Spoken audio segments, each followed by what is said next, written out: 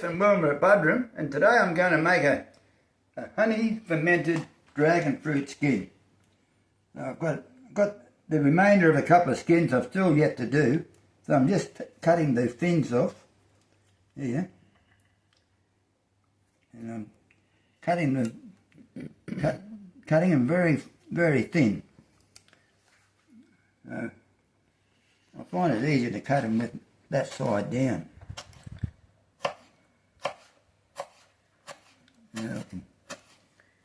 I'm trying to look like a professional, but I'm probably not fast enough. But my knife's nice and sharp, that helps. Now, we made this about 2 weeks ago, and it turned out absolutely beautiful. We've been using it, and we've still got some left, and I'll show you how it turned out. I'll just get the other one done. Just cut that off. And I'm going to make a fermented dragon fruit flesh with honey fermented flesh later on. Yeah, I've got all the flesh ready for that from under these skins. Now we've had a bumper crop of dragon fruits this year, and I reckon that dragon fruits are the best value for anybody to grow that live in a subtropical area, tropical or subtropical area. They are just absolutely fantastic. And right, so in this bowl here, I've got 2 red apples cut up. They've been sliced pretty thin. 1 onion is cut up fairly thin. I've got 2 tablespoons of this minced ginger and 1 heaped teaspoon of minced garlic. And I'll put this in. And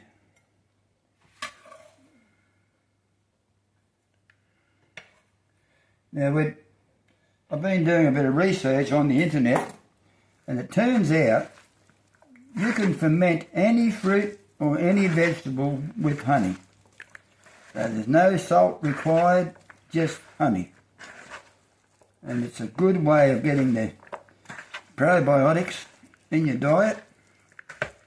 And so we use it much the same as you would sauerkraut, I suppose, I guess. So I've got this large saucepan here. Sorry, not a saucepan. I've got this large bowl here. This large glass jar, rather. So, right, just going to put all that in. Now that's all mixed up.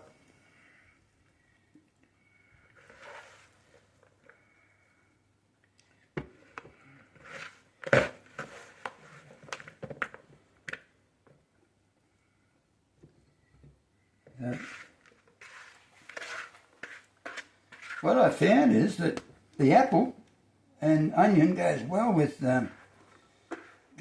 cabbage. So that basically any vegetable, if you add the apple, onion, garlic, and ginger, it adds a beautiful flavour. So all you need now is 1 jar of honey. Well, this is half a kilo of honey. I may not even use all of that. But what I'm going to do is put maybe 2/3 of it in. Or maybe 3/4. Actually, what I'm going to do is I'm going to put the whole lot in, the whole half a kilo. And what it'll do is it'll fall to the bottom, as it naturally falls to the bottom. And then it'll start to take moisture. The honey will take moisture out of the vegetables and the apple and all that. And what that'll do, it'll turn the honey, what the beekeepers call unripe, in that the honey becomes wet.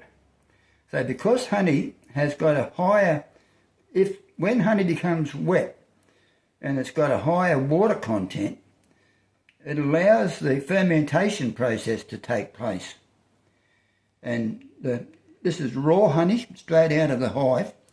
So this honey, that hasn't been pasteurised has got a lot of a lot of yeast. There's a lot of yeast in it from out of the bee's gut.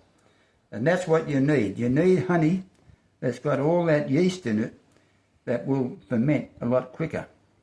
So with the added moisture that the honey takes in from the vegetables, that just turns the honey, it just turns the liquid it starts to ferment. So I'll just take that off.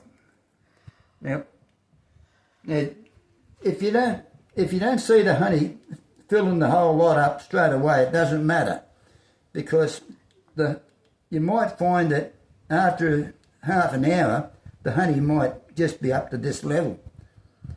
But you'll find that as the time progresses, as the liquid builds up, the level will elevate. So if you find after 4 hours that the liquid hasn't covered all of the ingredients, you just got to add a bit more honey to it. So it wouldn't surprise me if there's enough honey in there now for what I've got. And so.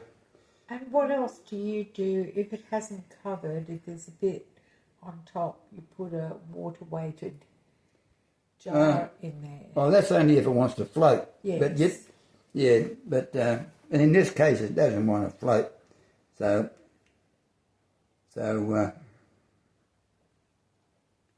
just going to make sure that the liquid covers the ingredients. Now I covered about the liquid, about the honey becoming watery, which is very important. And so all you do then is just make sure your lid is not tight. So just put your lid on and just leave it loose so that any the carbon dioxide that builds up can escape out of the lid. Now once a day, just get a fork and then just turn it over. Turn it over once a day. But so you can see here now, in the little bit of time we've been talking, I think the level, it's made a level, could be about there somewhere. Lift it up. So you can see that the level is about there. Yes. So as time marches on, it'll slowly increase. And then it'll probably go, wherever it ends up, we either add more honey or there's enough. And then we're going to, now I'll show you, I forgot to show you what we've been consuming. Now this is what we did a couple of weeks ago. And so you can see here, it looks a bit like a strawberry jam, doesn't it? It looks like some sort of jam. But it's absolutely beautiful. So there's the bits of apple there. And the bits of onion and those red bits are the skin of the dragon fruit. Apparently this dragon fruit skin is very edible. So it's good for you. It's got a lot of nutrition in it. I was going to make another one later on of the dragon fruit flowers. So that's an interesting one. All right, okay. Well, thanks for watching. We'll catch you later. Bye. Bye. And